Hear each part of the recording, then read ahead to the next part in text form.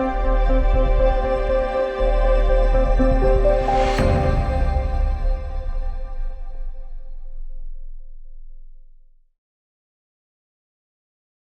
everybody, it's really lovely to be here today. As Dan said, I'm the Chief Scientific Officer at Vertical Future. After this talk, I'm more than happy to spend some time talking to you about careers and how I've got to where I am, if you're interested in hearing that journey.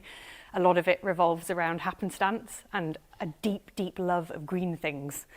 So today I want to talk to you about vertical farming and open the question really, is it the silver bullet for modern agriculture that it's often touted to be? Just the confidentiality statement. But the first question, what is vertical farming? There are many different types of vertical farms, and you will see, if you explore the sector, there's plenty of different varieties. So here we can see this is a zip grow tower. This is used by companies like Plenty, who are based in San Francisco Bay Area. This is inside a freight farms container as well, this photo. But basically that's a truly vertical wall. So literally the growing substrate is vertical and then the plants are in the substrate. And the middle picture here is a picture of a vertical future system. And then the picture at the far end is a picture of an intelligent growth solutions system.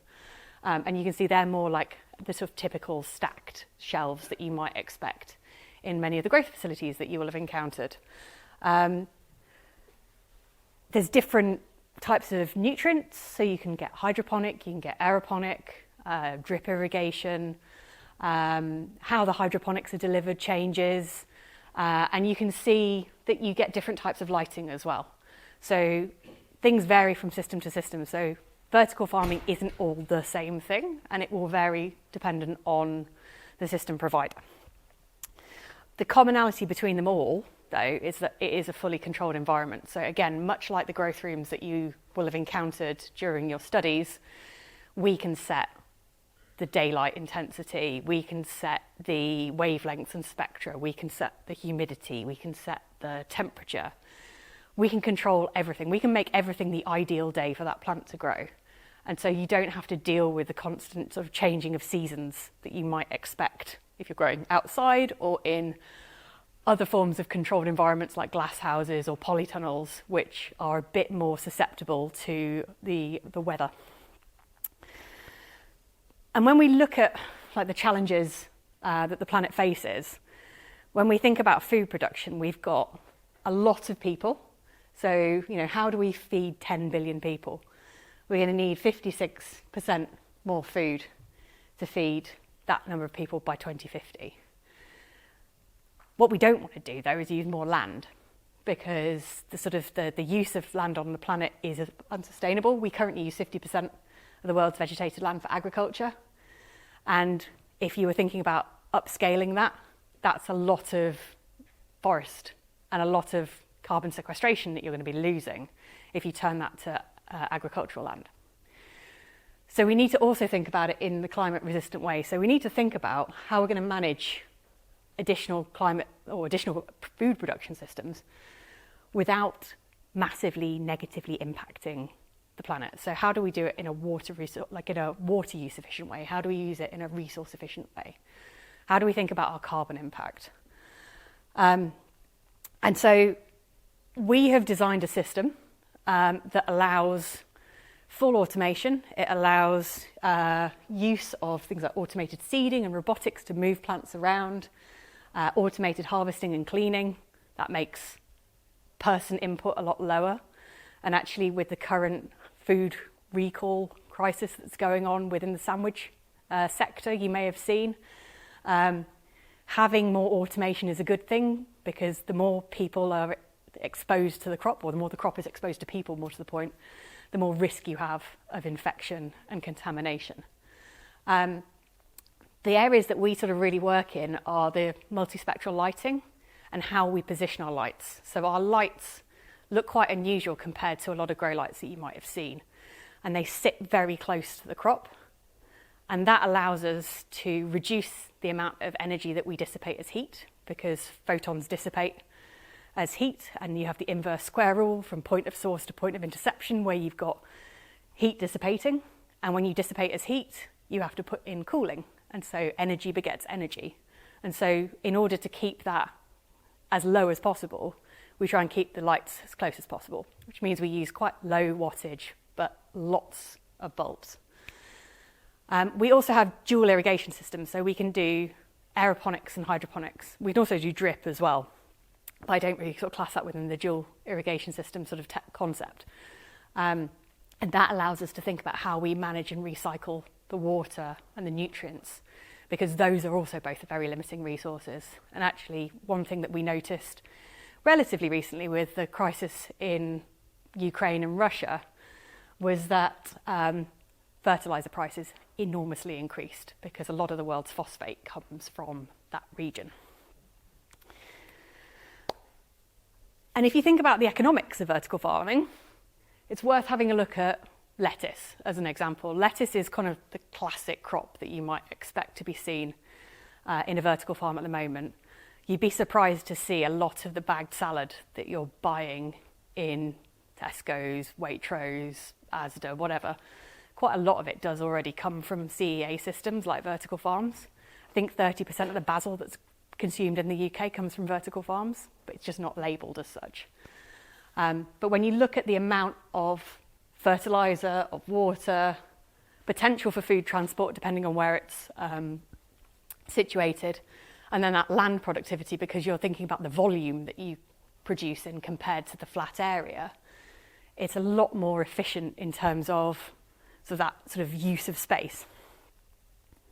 But it's not just leafy greens, it's not just lettuce. And this is one area that my team work in a lot, is showing other use cases for vertical farming and controlled environment agriculture, and how you can extend it beyond the classical leafy greens and herbs that the technology has been very much proven in and adopted by. And so these are just various different press reports about different crops. And so this is not all Vertical Future doing this. We are involved in some of this, but this is not all of our work, just to show you sort of what the sector itself is up to. So there were reports last year and a half ago, about huge tonnes per hectare yields of wheat by growing in vertical farms. There's information on vertically farmed trees and saplings being produced in vertical farms. In Singapore, they're starting to grow rice in vertical farms on top of blocks of flats. So really thinking about how you're using that land area. Singapore is incredibly land sparse, but has a large population, and currently about 95% of the food that they eat is imported. And then one thing that we're involved in actually was the new source of plant protein. And I've got a little bit to talk to you about plant protein and trees towards the end.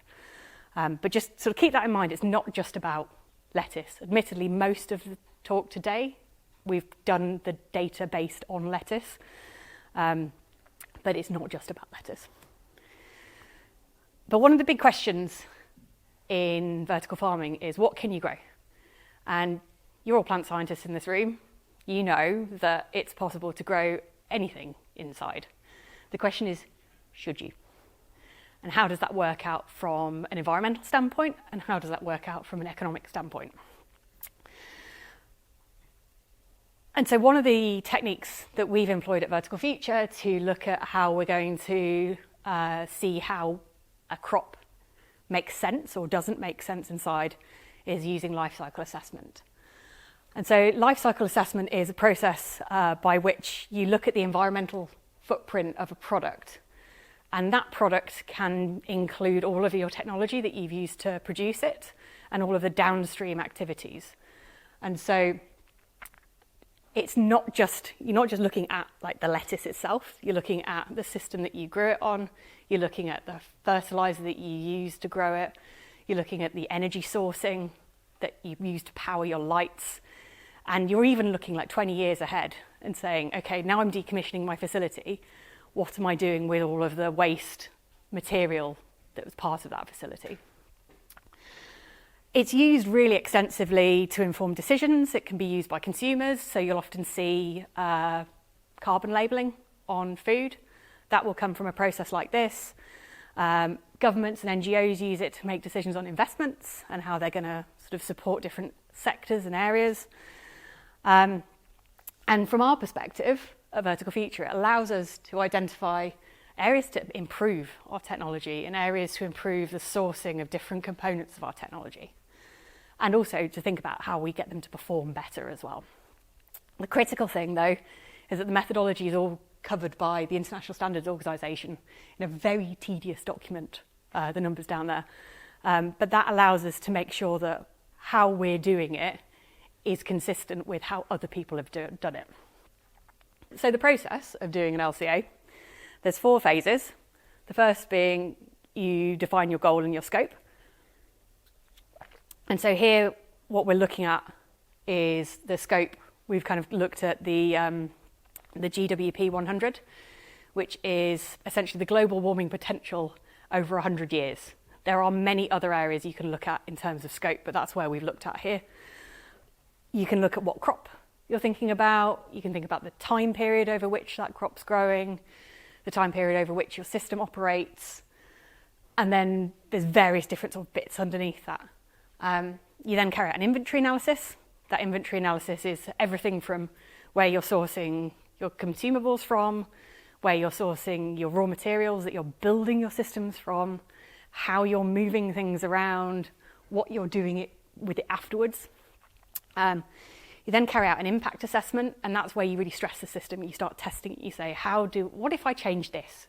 What if I change how I'm operating? What if I change the photo period that the plants are growing under? How does that impact it? What if I change the sourcing of a particular component? How does that impact it? And then you interpret that, and then you make decisions based on that interpretation. So in terms of the scope of the life cycle assessment that we've got here, on the left-hand side box, you've got the components that are considered the physical infrastructure, so farm life cycle, and on the right-hand side, you've got the crop, as I'm looking at it, that's really unhelpful, other way around, you've got the crop life cycle. So you can see that we've got things like raw material extraction and the manufacture of the materials, so that comes from structural elements, components, the grow trays, all the way through to the seeds, the packaging materials, the fertilizers.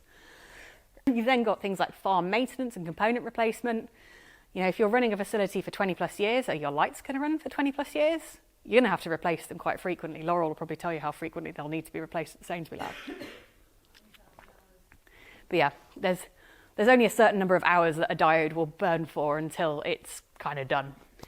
And so you have to think about how you replace those. You've also got things like your HVAC, so your humidity and temperature control. You've got your operation of said lights and your components. Cleaning, things need to be cleaned. You're in food production. Servers that operate the facility. Servers actually have quite a high carbon footprint. Then you have your downstream and your end of life. So downstreams, you're thinking about material separation, transport, electricity production. We have then considered that outside of the scope of this study for the crop, because once it's departed the farm gate, that becomes where it becomes very variable, and it depends on who you're selling it to and how you're selling it. So thinking about how we've kind of set this up, what we're looking at is having a facility that's based at a distribution centre. So we're looking at the vertical farm being in like a supermarket distribution centre. So basically you're cropping, you're packing, and then you send it straight out. So you're not having to do that like from farm, from location to the distribution centre. And that's how most other LCAs that have looked at controlled environments have also set up. So it actually makes it nice and comparable. And yeah, then we've got the end of life. So again, thinking about, are the components that we're using recyclable? Can we recycle the grow beds? Can we recycle the lights? Like, where's the opportunities there? So as I mentioned, when we defined our systems and scope, we've got a 9,600 square metre vertical future facility, which was located in a logistics distribution hub. So thinking about that supermarket logistics. The boundary ends at the distribution gate warehouse, because essentially at that point, the crop lifespan is in the hands of the buyer. and what they choose to do with it. So it becomes a bit more out of your control. And then what we did was we looked at modelling a range of different crop production scenarios and how that then compared to growing in a vertical farm situation. Because one of the big questions that you need to look at when you're thinking about this kind of technology is, how does it compare to what the status quo is at the moment?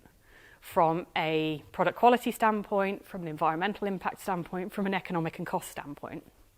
This is mainly looking at the environmental side of things as well. So we looked at year-round import of butterhead lettuce from Murcia in southern Spain, the Sea of Plastic.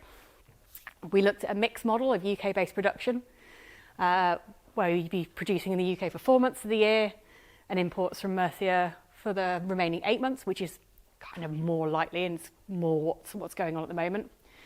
And then we also looked at basil production in the UK, Spain and Uganda, with sourcing from each location variously throughout the year, which again is also the case when we're thinking about how basil is produced. A lot of basil and herbs are air freighted in from Uganda.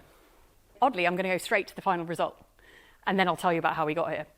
But when we look at the greenhouse gases, so the carbon equivalents embodied in 1 kilo of lettuce, you can see there's lots of different options here. So we've got the two sort of status that we kind of modelled against. So we've got open field UK supply, which is part UK, part EU. And then we've got the open field UK supply, which is part UK, part EU, part Africa. So the reason that gets bigger is because you're suddenly introducing air freight, and air freight costs you lots of carbon. We then looked at the operation of a vertical future site, the same 9,600 square metres, whether you looked at it using UK grid sourced energy or purely wind sourced energy. And that's wind sourced energy on a power purchase agreement, which means that you're not having to produce your own wind farm alongside your production facility. You're making an agreement with an electricity supplier and saying, I would like to buy only wind generated electricity from you. And what you can see is the vertical future grid, as soon as you've got any form of air freight going on, even powering it from the UK grid mix beats it in terms of carbon footprint. If you look at using a wind power purchase, you're then actually beating the sort of the current scenario of half EU, half UK production, and sort of taking into account the land freight and the chilled freight that you'd need to sort of bring food in from southern Spain. So the key take home really here is that energy source matters, and we should look at that for different models that we're doing. When we break it down, so this is when you break it down by all the different components that we're looking at. So the red shades in this diagram, they are our structural components, so things like our cables, like for the electrical wiring, for communications. We've got growing bed components, structural steel, and the LEDs. And you see, quite interestingly, that the LEDs is this 0.28 big impact when it comes to the infrastructure carbon.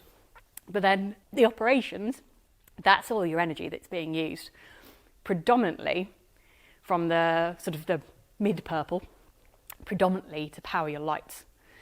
So lighting is where you're going to make the biggest impact in both infrastructure and in operations, and how you think about how that lighting works is really what's going to matter when it comes to thinking about the level of control and the level of environmental impact that growing plants inside is going to have. And the nice thing was, so that was our analysis, we compared this to a published LCA, Blanc Métal, from 2022. And what we could see here is their vertical farm situation is the top bar here. And their baseline scenario, so again, this kind of shaded green is the core crop. Most of this is through energy that's being used for operations.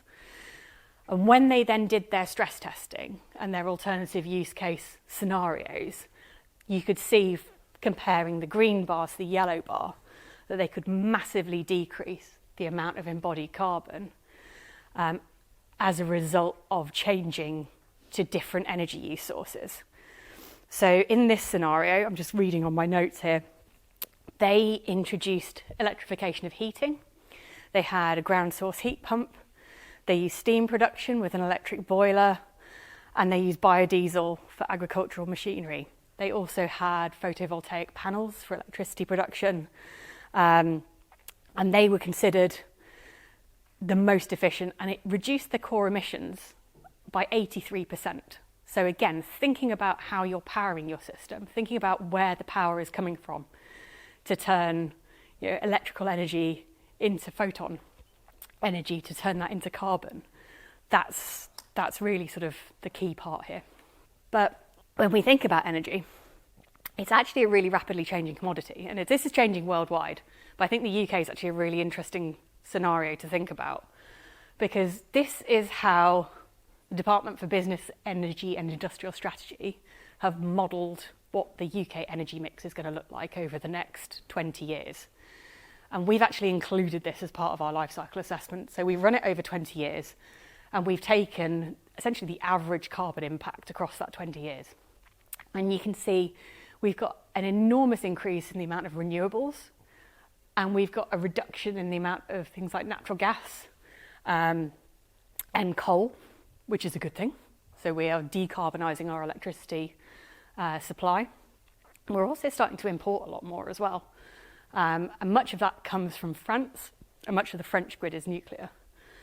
So our life cycle assessment takes into account 3 different scenarios for energy sourcing, as you saw before. So you've got the UK national grid mix, which lasts over 20 years, and then you've got a wind power purchase agreement, and you've got a solar power purchase agreement.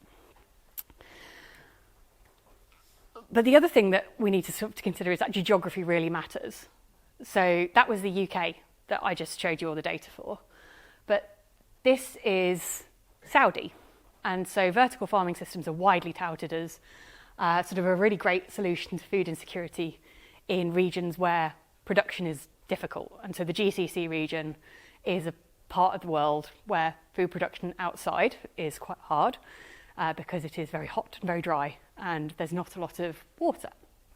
But when we look up how so this again is a vertical future system, and how it stacks up compared to their current import strategy, it's quite an interesting one. So again, sort of what I said earlier, energy really matters, and how you source your energy really matters. So the cream bar at the bottom, that is a status quo. So this assumes, based on what we know about the Saudi market, is 25% of the produce is being sourced from open field grown in Saudi. 25% is coming in from Spain by air freight, and 50% is coming in from Egypt by road. And so your number, you've got 8.72 kilos of carbon is embodied in every kilo of lettuce that you would eat in Saudi. If you produced it on a vertical feature system and you just plugged it into the Saudi grid, suddenly you get to 16.66 kilos of carbon per kilo of lettuce. And that is because the Saudi grid is 67% natural gas, 33% oil, and only 1% renewables. So really different makeup to what the UK grid looks like. If you then couple it to a solar farm, suddenly you're at 1.23 kilos of carbon in the same facility, just that you're sourcing your energy differently. One interesting thing, I haven't shown you the data for a solar PPA I have the solar PPA from a vertical feature facility, is that 1.23 isn't the same number as you get in the UK. And that's because it's sunnier in Saudi Arabia than it is in the UK. And so you have much better efficiencies in solar energy production. And much more reliable as well. I speak from having solar panels on my roof and watching how it changes on cloudy and sunny days.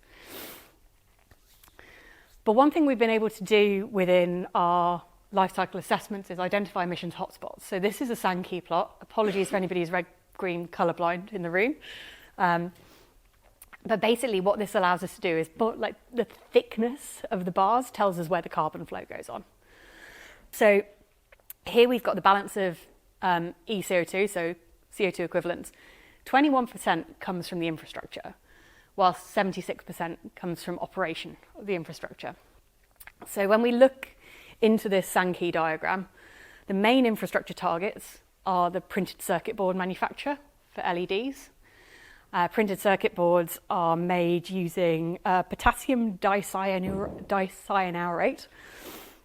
which itself accounts for 20% of the carbon impact of PCB manufacture. So if you can think about how you can re-engineer your LED production process, you can save an enormous amount of carbon that's being pushed into the crop. Operations, 77% of that 76% is due to just light and running the lights. So that is a really important way of thinking about how we can manage this. And so the power sourcing strategy is what really impacts the balance of the infrastructure versus operations CO2 equivalents that are embodied. So when we look at the wind versus the UK grid, that's the sort of polar opposites. Where you have wind power sourcing, your infrastructure accounts for more than 50% of the carbon embodied.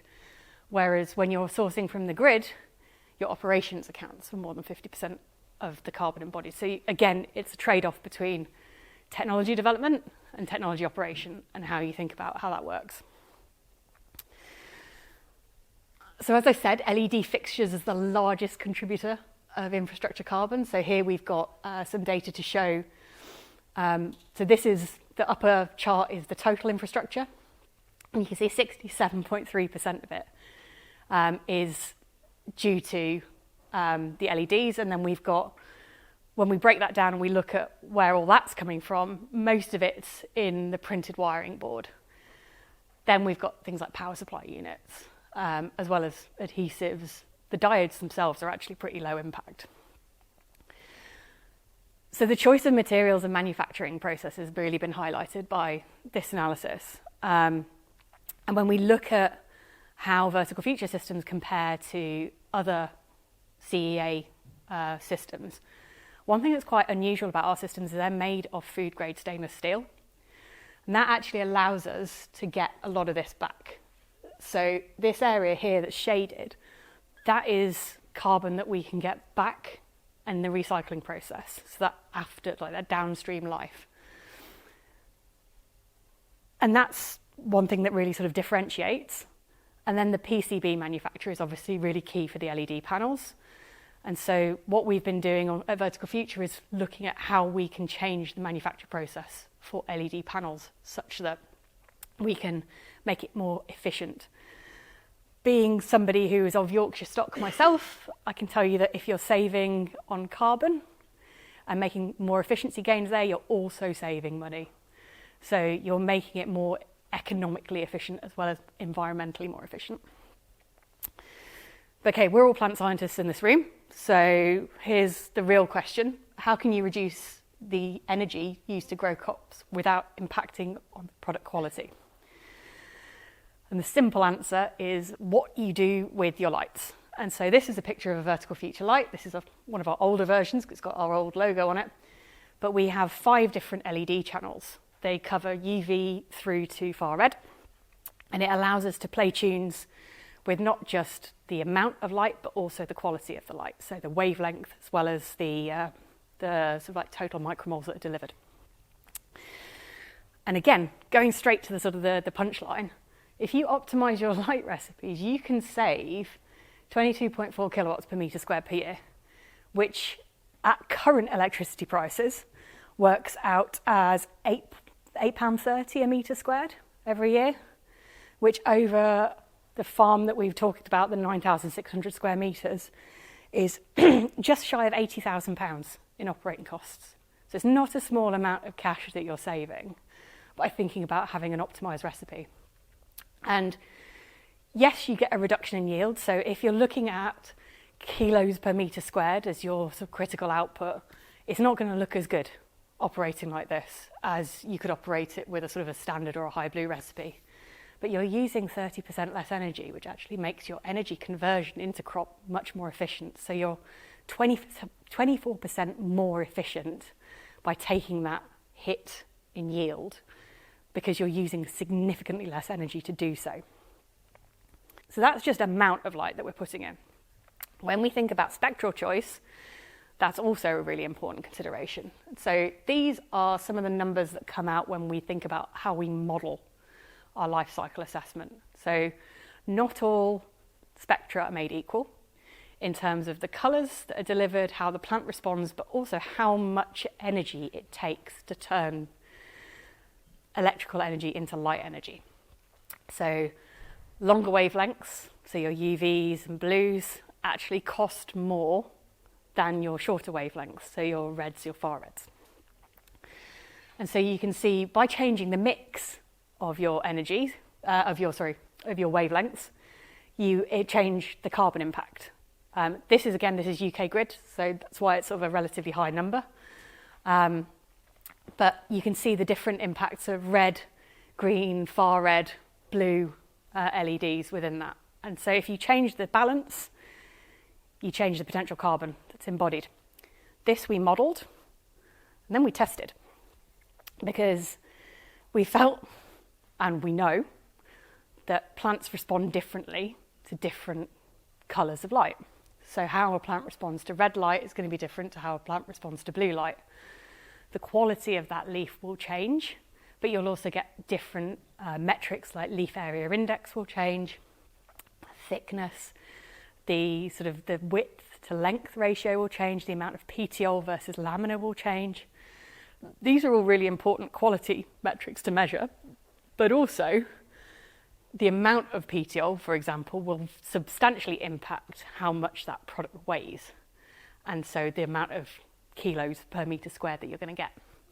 So in our initial assessment, if we go back to it, essentially we're looking at the sort of 74% red, 24% blue was looking good, but of the ones that we tested, 60-40 red-blue was looking like the most optimal choice. And if you look at most of the LED lights that are available on the market, they typically have 4 red LEDs to 1 blue LED in them. And so from a energy perspective, that makes a lot of sense. Does it make sense when you're talking about it and converting it into plant mass? So these all basically show the same data, but it's all modelled slightly differently. So this is the raw data, the grams per plug, and then we've got the kilowatt hours per kilo of lettuce, and then we've got the kilos of CO2 equivalents per kilo of lettuce. And what you can see from the final two graphs is that the 60% red, 40% blue is outperformed by other growing recipes. And actually, oddly, if you completely exclude blue light and you use 70% red, 30% green, that gives you a really efficient route to grow biomass. However, when we talked about quality earlier, it also makes the leaves look a bit weird, because leaves like blue light. Plants like blue light. They evolved under red, green and blue, so they're going to use the blue light, and they have photoreceptors that respond to blue light. So actually, the 75% red, 8% green, 17% blue works out a lot better when it comes to thinking about that trade-off of energy conversion and quality. We also looked at photoperiod length. So use the same DLI, so fix the amount of light that's delivered over a 24-hour period, but how long are you running your lights for? Now, again, lights will only run, as Laurel has confirmed from the front row, for a certain number of hours. And so if you run your lights for longer, you reduce the lifespan of that particular piece of infrastructure, and you have to replace it more often. And so we've got the essentially LED lifespan. So if you put it at 100%, you can assume maybe like you're running a 12-12 photo period, so lights on for 12 hours, lights off for 12 hours. If we drop it to 50%, that's lights on all the time. We're talking 24-hour constant light. And you can see that the amount of carbon embodied results changes because you're having to replace your LEDs more frequently. So according to this analysis, the longer the photo period, obviously the shorter the lifespan of the asset. So infrastructure carbon increases, but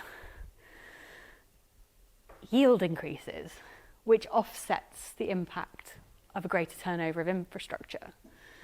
So what we found was, unsurprisingly, the longer you run your lights for this is for lettuce, it's not the case for every crop, but the longer you run your lights for, the more yield you get.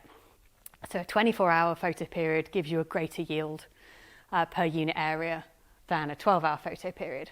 When you flip that around and you look at it in terms of your energy use and your CO2 equivalents embodied in that lettuce, you're reducing it. And so the most efficient way of growing is under a longer photo period.